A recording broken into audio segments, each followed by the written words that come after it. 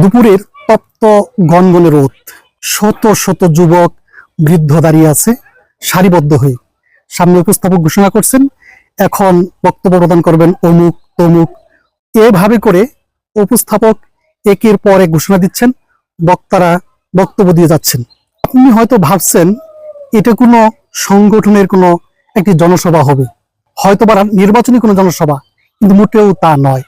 এটি একটি জানাজার নামাজের দৃশ্য, যেখানে লক্ষ্য করে দেখেছি সামনে দাঁড়ানো মানুষদের কি পরিমাণ যে কষ্ট হচ্ছে, কেউ এটাকেই পছন্দ করতেছে না, সবাই ঘৃণা করে দেখছে।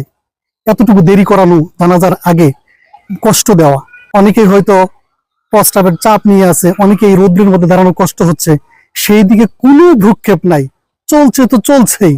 এই ভাষণের চর্চা, এই বক্তব্যের চর্চা একেবারে নিত্য নতুন একটি খারাপ কালচারে পরিণত হচ্ছে।